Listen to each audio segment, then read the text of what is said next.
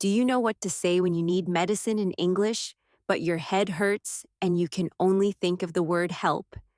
Well, today we are making sure you never get stuck at the pharmacy again, because a simple trip to the chemist should not feel like a difficult test.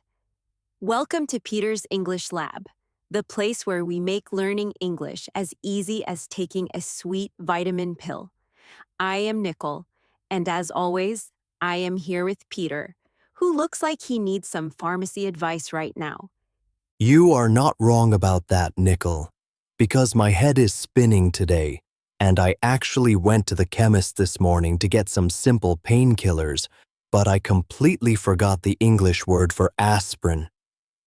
I just stood there looking at the pharmacist and pointing at my head like a crazy person. Oh, Peter, that is classic. But do not worry, because today we are helping everyone learn exactly how to ask for help, buy medicine, and understand the pharmacist without any stress.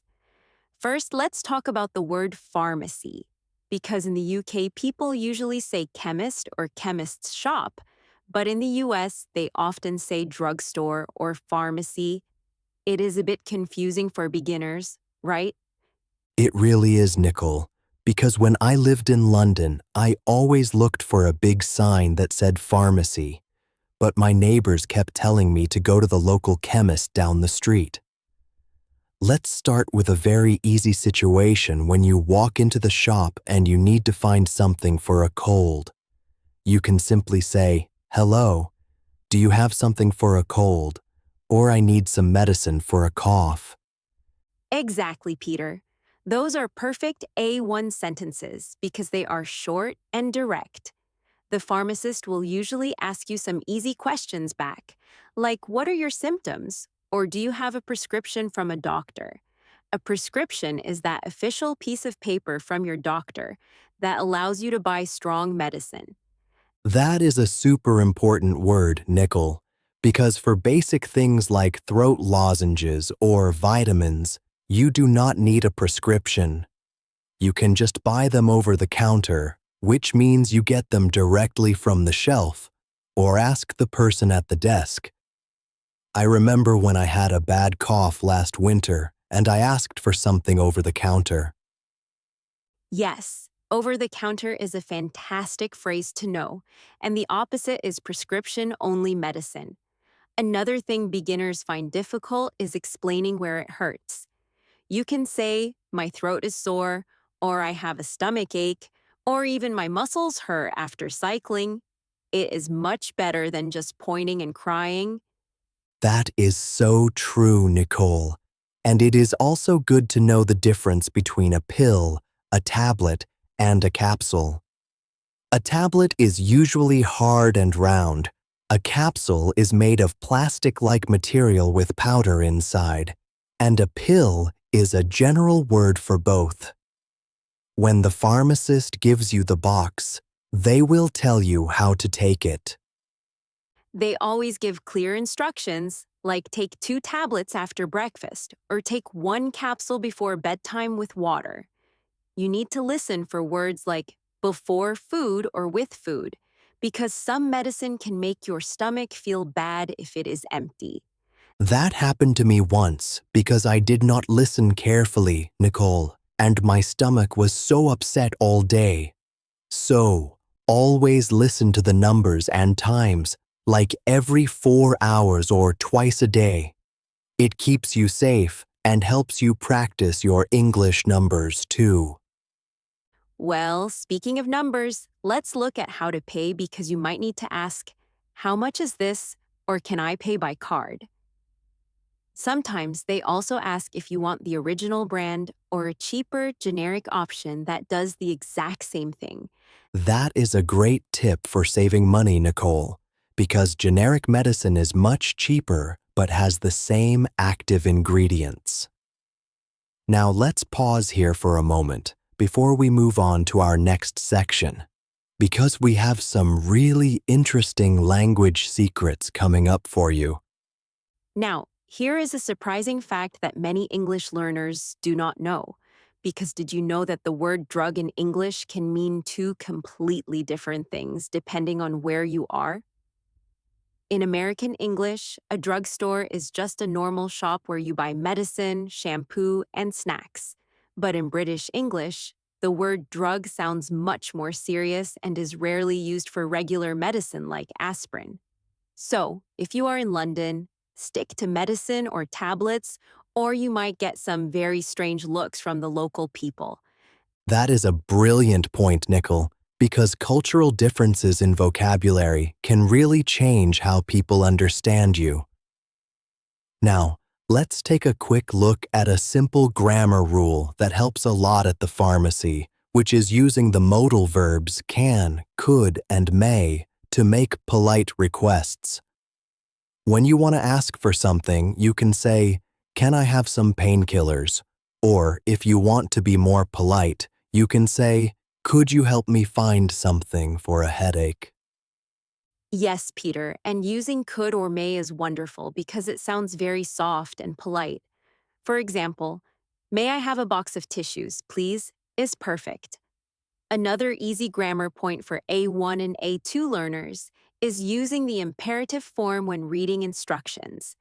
The text on the bottle will say, "Do not take more than 4 tablets," or "keep out of reach of children," which are direct commands. Those commands are everywhere on medicine boxes, Nicole, so understanding the negative imperative like "do not drink alcohol with this medicine" is absolutely critical for your health.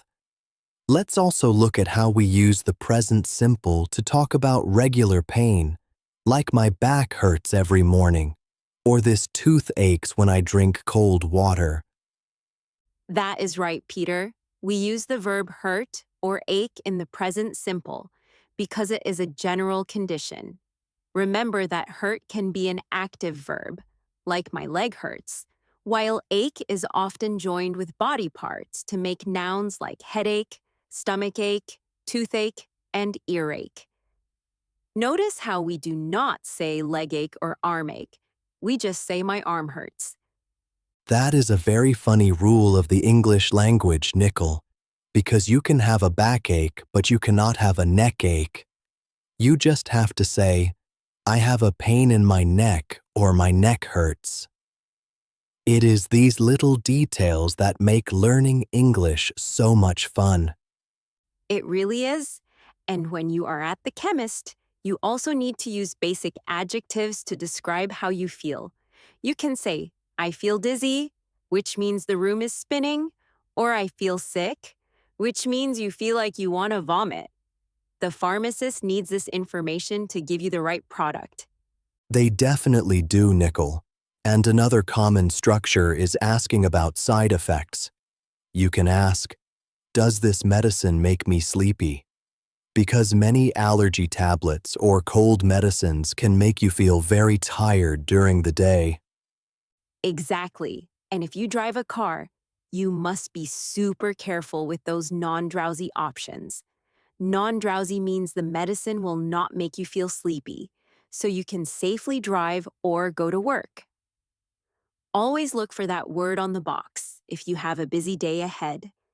That is an excellent word for our listeners to remember, Nicol, because nobody wants to fall asleep at their office desk after taking a simple allergy pill. Let's move smoothly into our next part, where we can break down some more essential words and expressions for everyone.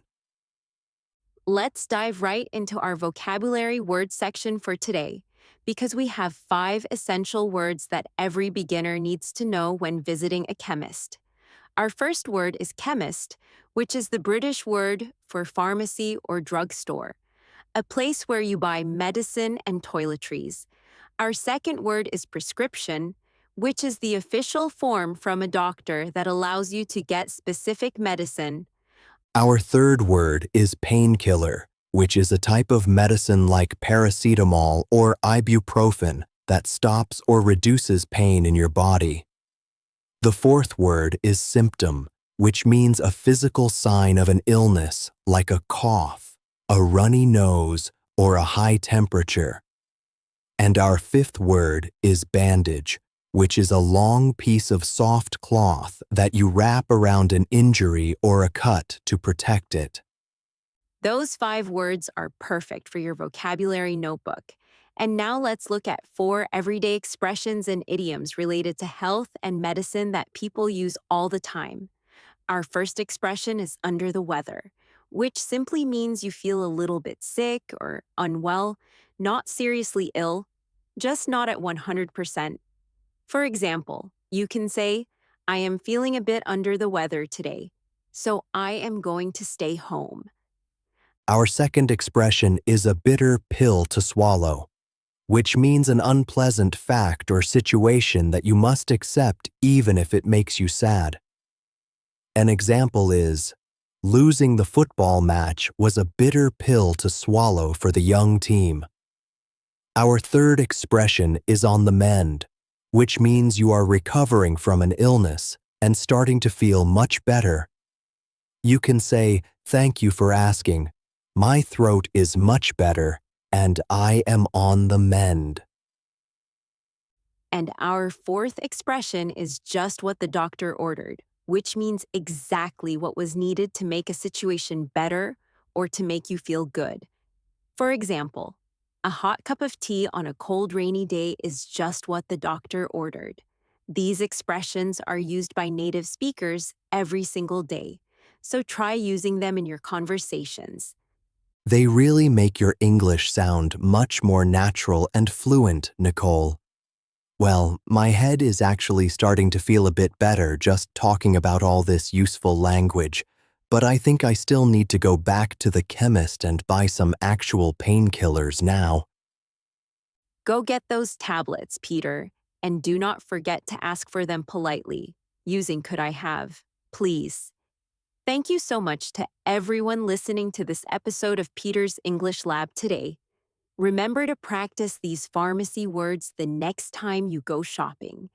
Do not forget to subscribe to our channel, leave a comment down below, and give us a thumbs up if this lesson helped you.